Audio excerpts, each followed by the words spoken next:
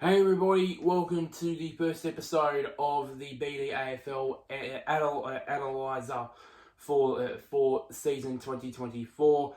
New name, new year, but same old me. So cool. If you guys see here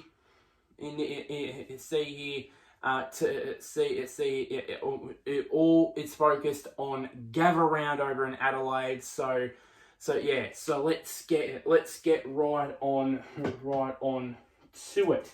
So the first game we want to focus on is, of course, the first game on Friday, Friday at Norwood Oval between the Brisbane Lions and North Melbourne.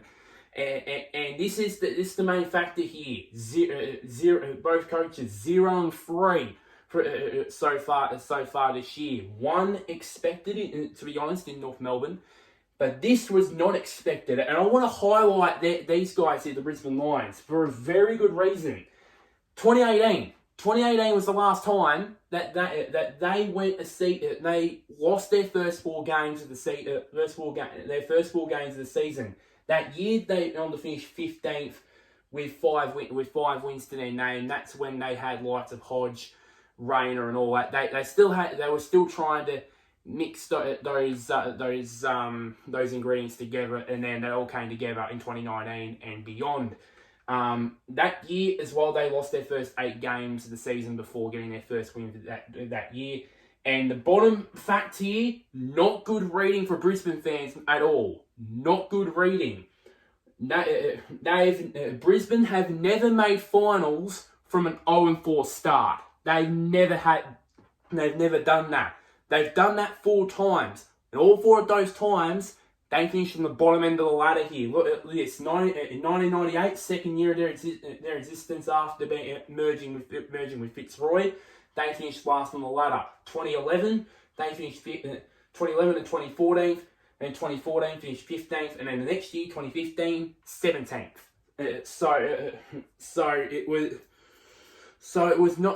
not good reading for Brisbane at all. If they lose this game, which is unlikely, but if they do lose this game, that is crisis point for Brisbane. Not just the fact from not just off the field, but also on the field as well. We'll get to that, and we'll get to that later. I want to put the spotlight on these two. If there's any game that these two here, and Joe Danaher and Eric Hipwood, who've been, to be honest, have been out of form or not up to the standard as they have been in the first 3 rounds of the season. If there's any times to regain that, it is now against North Melbourne. And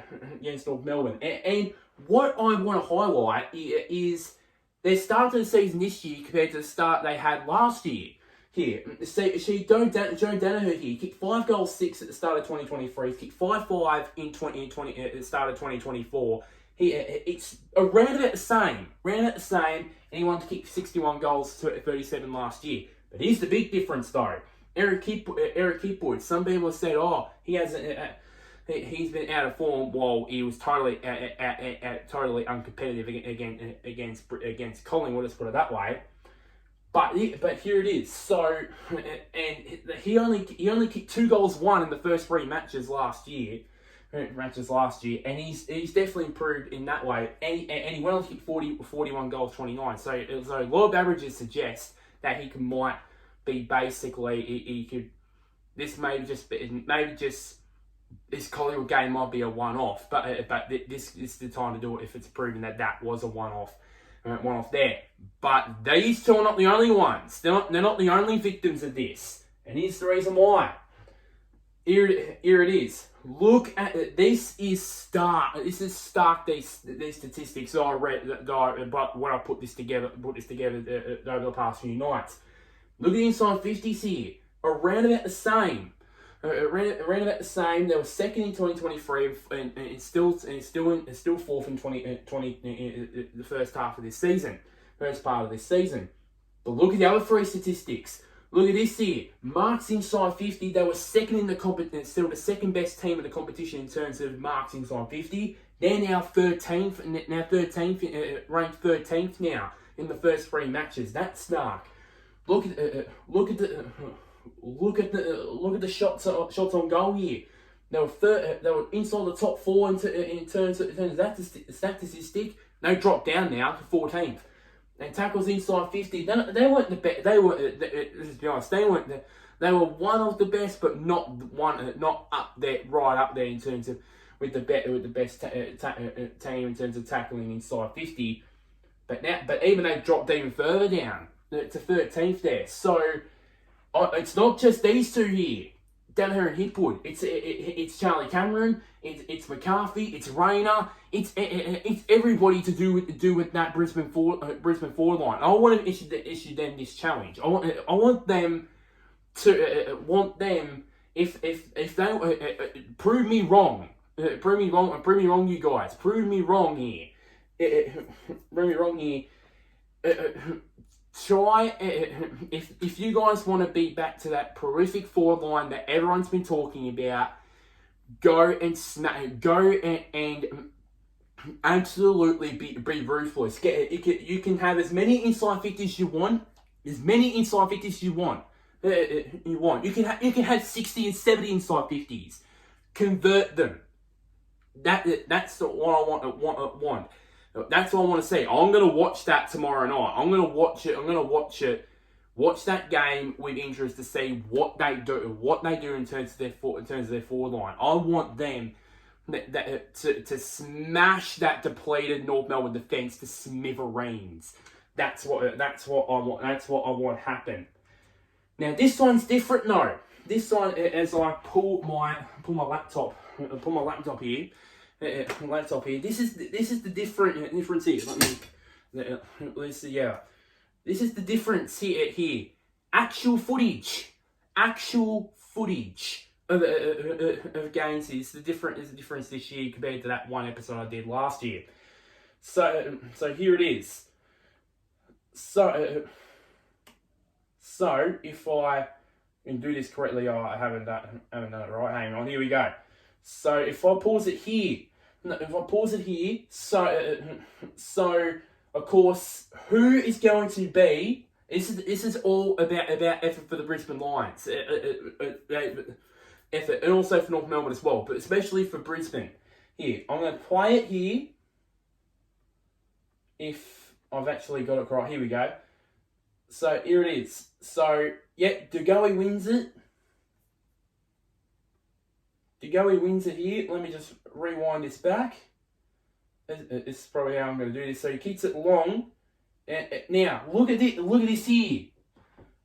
Now the one thing that you shouldn't be doing, especially to someone like Bobby Hill, who destroyed them in the grand final last year, that being Dane Zorko. He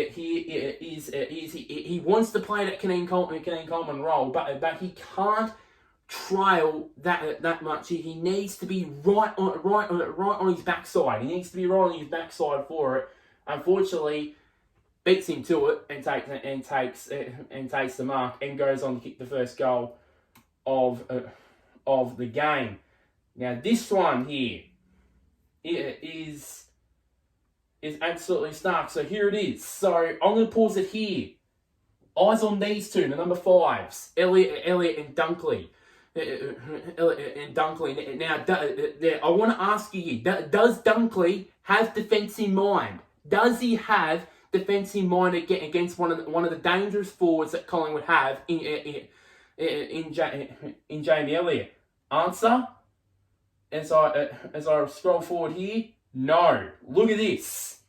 Here, once Elliott knows that his midfielders and his players and his teammates have won the stoppage, he's gone. That is, and by the time Dunkley reacts to it, Elliott, this has already happened. Elliott's kicked the goal. That's what it is. That's what has happened. That is what has happened here. Now the next one here. I want to just see here with Robinson. See here though, as I'm just snapping things up here. So you can see here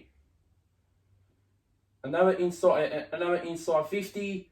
As you can see, the player goes to ground. The player goes to ground. Reece McGuinness has it all on his own. And to be fair, he probably could have passed it back to Bobby Hill for another goal, but he kicked the goal himself.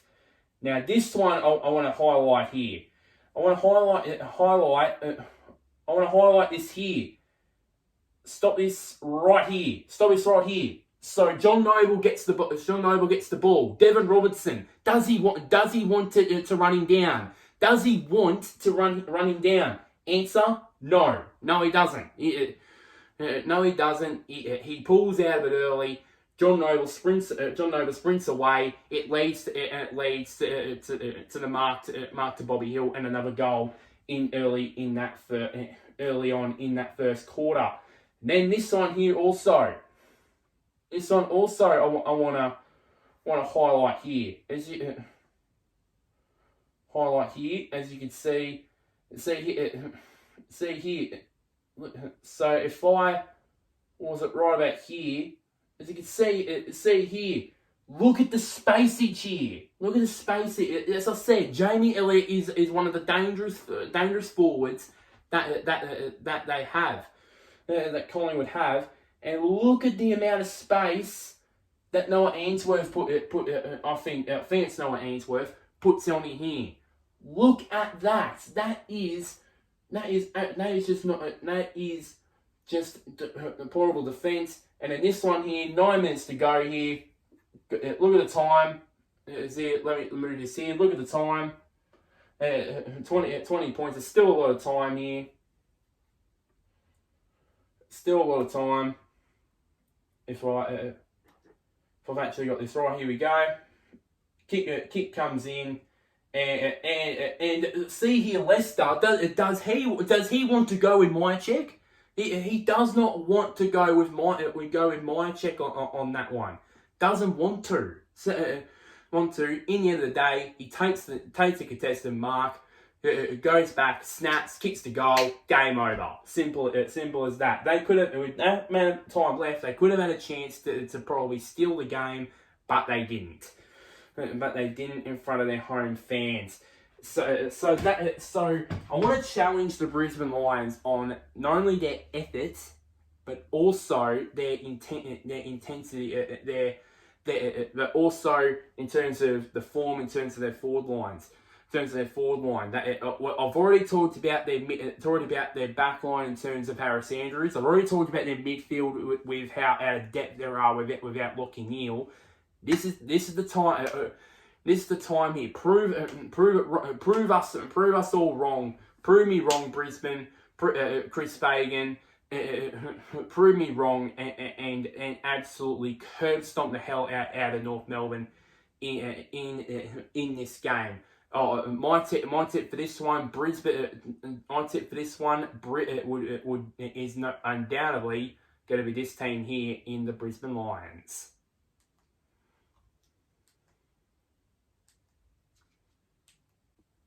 Moving on to the next game, and it is an absolute cracker on a Saturday night. It is between the Brisbane.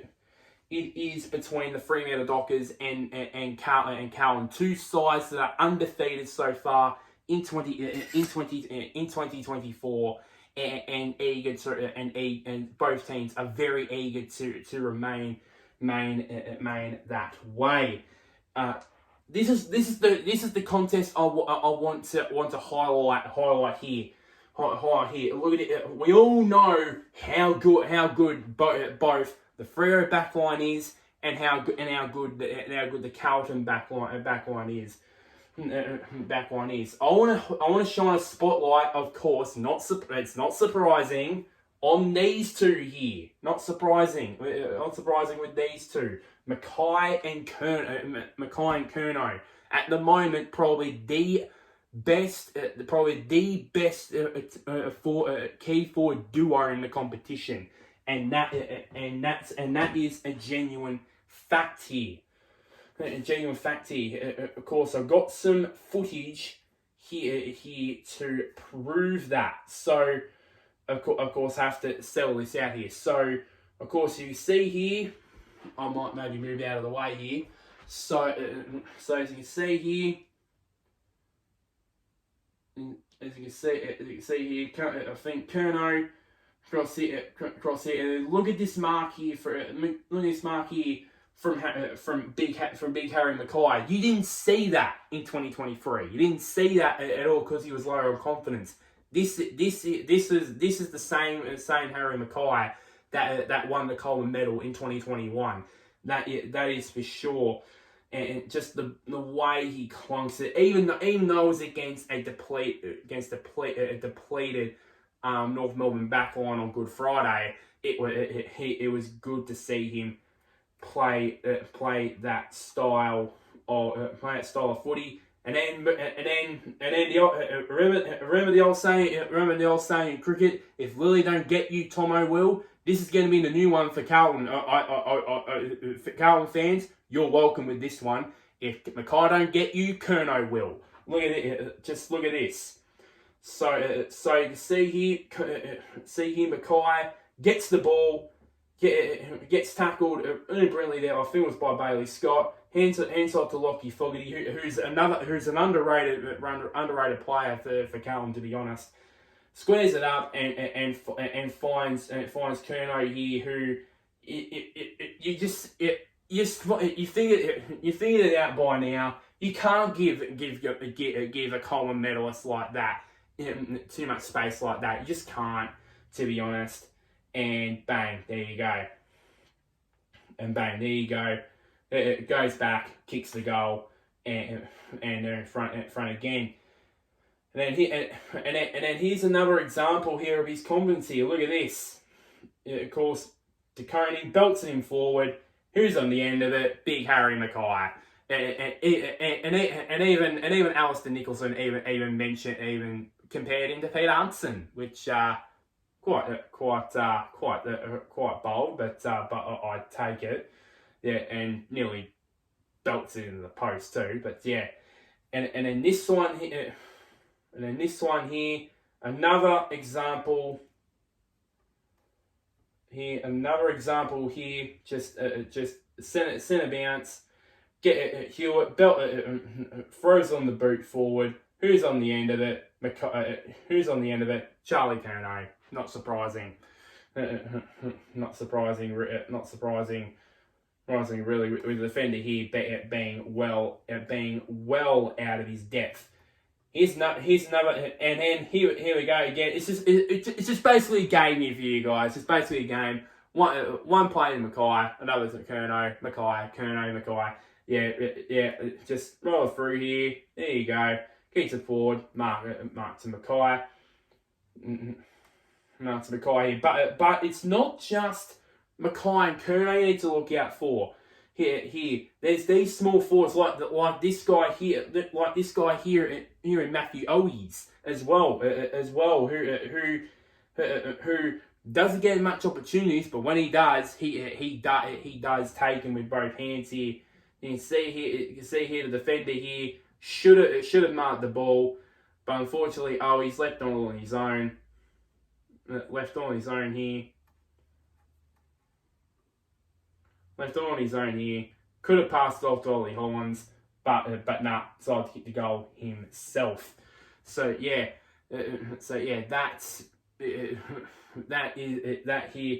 Suppose, and then but Freo, but that is what will be facing the Fremantle's defence. But one thing that I did know about their game against the Adelaide Crows as well on the Friday night after the Good Friday game was their pressure. It was their pressure not just in their forline but around the ground as well. Their pressure was immense last Friday night against the Crows. Look at this here. So of course, let's start off here. Keys gets the ball. You can see here a bit of sideways, but then a fumble. The fumble here, and I think this was Jordan Clark, just grabs him in a vice-like grip. just grab. I think it was grabs McHenry in a vice-like grip.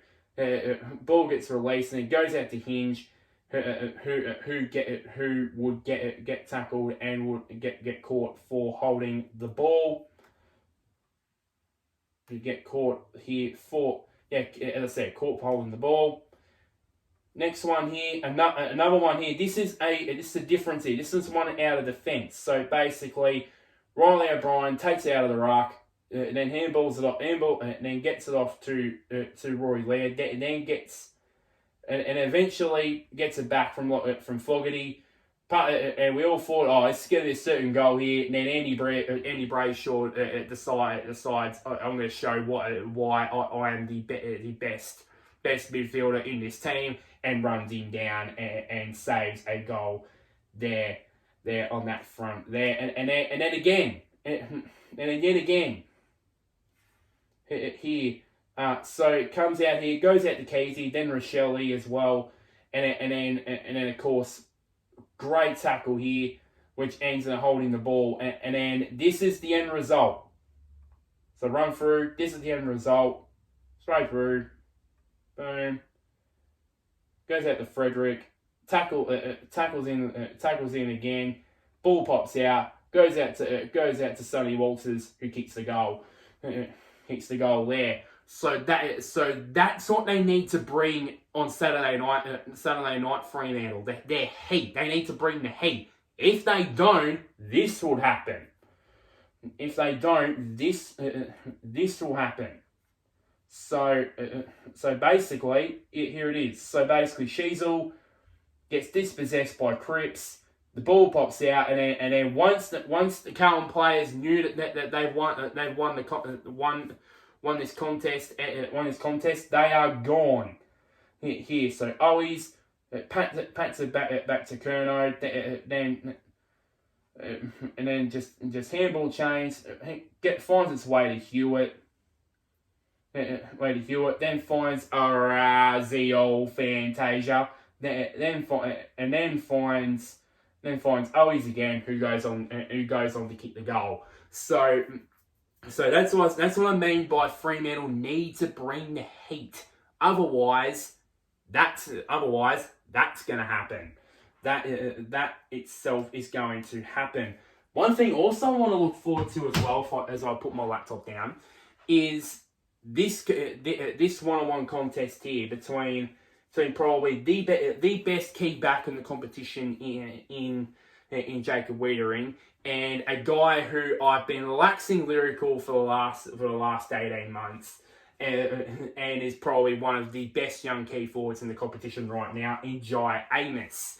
Of course, we all know what both can do. What both of them can do for Amos from a key forward's perspective, and Wiedering from a key back perspective. But the thing is, though, he's 2 games. He's in his second game off of an injury, while Amos is in top form at the moment, and representative of the Dockers form this season. So yeah. Oh, and also this battle as well between the two informed all midfielders in the competition in Paddy Cripps and Caleb Sarong. So my tip on this one. Also, fun fact I forgot to mention in here: Carlton's record at the Adelaide Oval, duck eggs %. By the way, duck eggs %. So I'm actually going to tip, in a bit of an upset here, I'm going to tip these guys, Fremantle, and their defence and their heat, their pressure to get the job done on Saturday, late Saturday afternoon. Moving on to the final game to preview in this video, and it is also on a Saturday night. It is between the Western Bulldogs and Geelong. One team that has started the season up and down so far in 2024 against a team that unexpectedly missed the finals last year in its premiership defence, but has come back in a very good way, as it proved on Easter Monday against the Hawks. My spotlight here is centered on these guys here. Can this defence beat this? I mean, look at those stars there. You got Hawkins, Cameron, you got Stengel, you got Ollie Henry there. You got Maz in there as well. I mean, yeah, but yeah. I mean, can they beat that? Can they beat that? Because to be honest here, at their best, they can be probably the second most prolific forward line in the competition outside of Brisbane. And that's the fact. I mean, look at this here. You got Hawkins who's still going well at age 35. You got Jeremy Cameron, who seems to be getting better and better with age. You got Graham Maz in there who of course was the league's best goal provider in 2023. You got Ollie Henry, who is going well down forward for Geelong. Stengel, we all saw in 2022 how good he is. But the one thing I want to have a spotlight on, and I mentioned this in the episode in the latest footy wrap up episode. It's this guy here, Brad Close. I called him way underrated. And I think he is the most underrated forward in this whole forward line. We all talk about good Hawkins. We all talk about Cameron. We all talk about Myers. We all talk about Ollie Henry and how good he can be in the future. We all know how good Stengel is at his best. But this is the guy we don't talk about, and luckily for me, I'm trolling through the internet and I somehow grabbed some footage from this. Now I tried to get some footage from the first 3 matches of 2024, but I couldn't find it. So footage of 2023. So the footage from 2023 instead, and I'm only going to troll through several of them here. So of course. We'll see. Look at this. So this is one part of his game here. Look at this. He's come. He's anticipated here. You got CJ here. He's charged him. Yes. Sicily gives away a free kick for the block, but the way he tries to put the pressure on him, and if Sicily hadn't gone his way, he would have ran CJ down. He would have ran him down.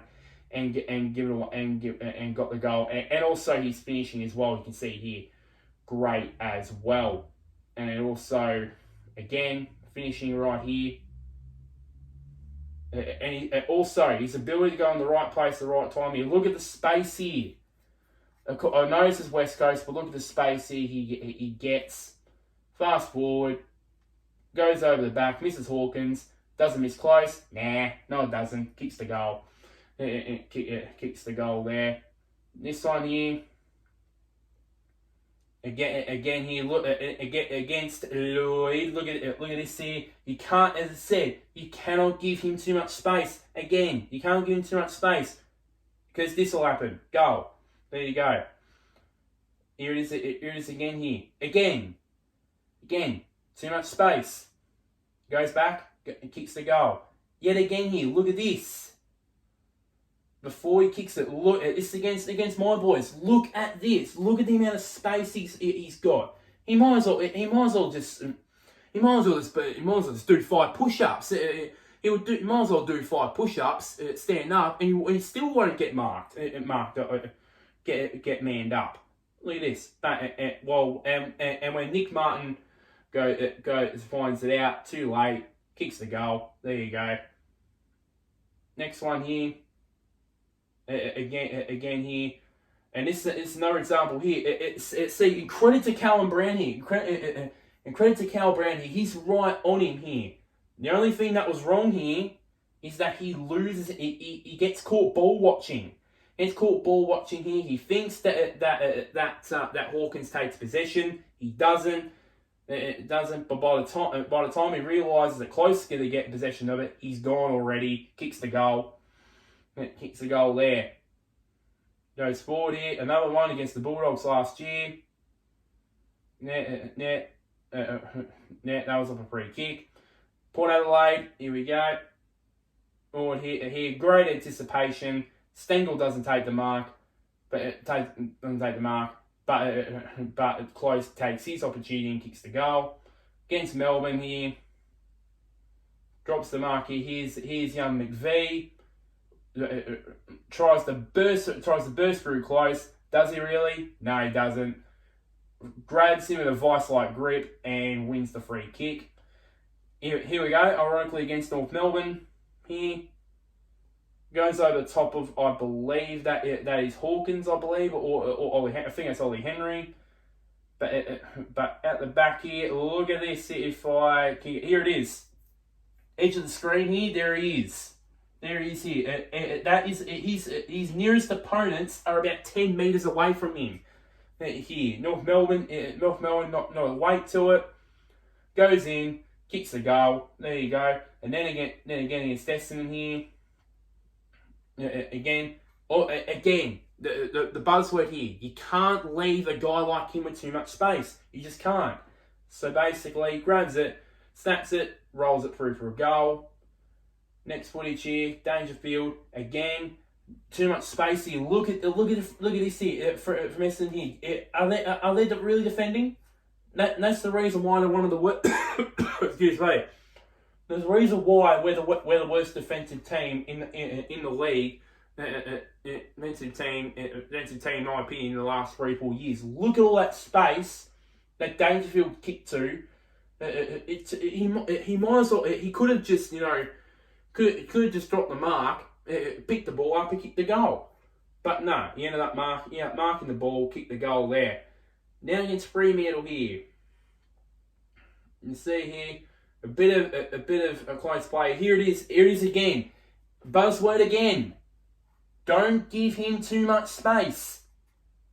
The end result here. Fast forward. Turns around, grabs the ball, turns around, kicks the goal. Kicks the goal against Port.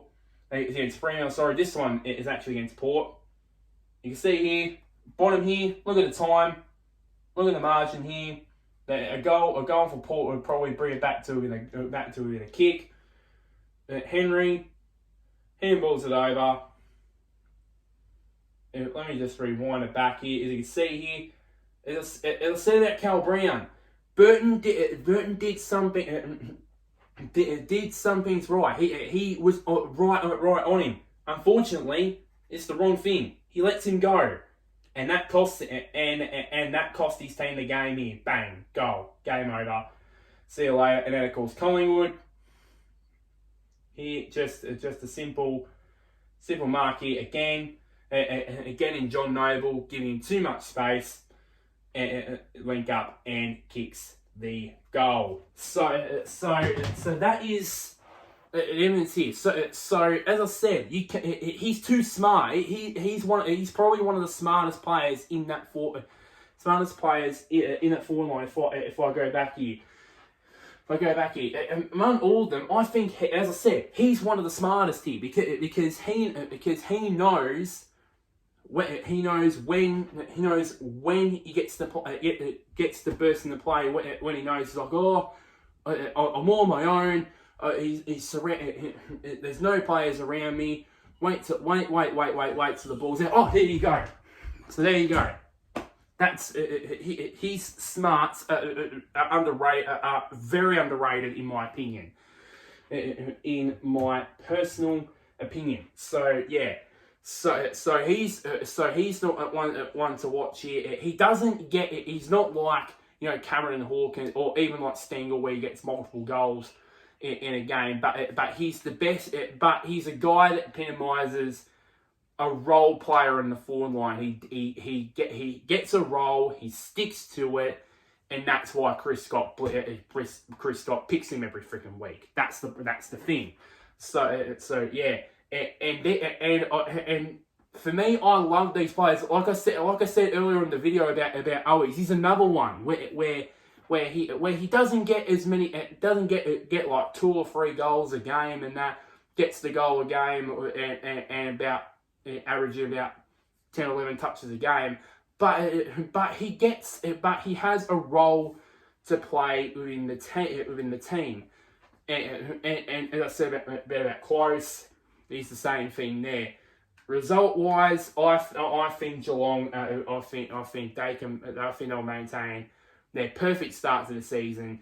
The only problem for me for Geelong is their midfield. I believe I can possibly see Bontempelli tearing them to shreds out of the middle. To be honest, but I think Geelong they'll be too good on the night, and I think they'll topple the Bulldogs in this one, and that's in that one, and that's the end of the first episode of the BD AFL Analyser.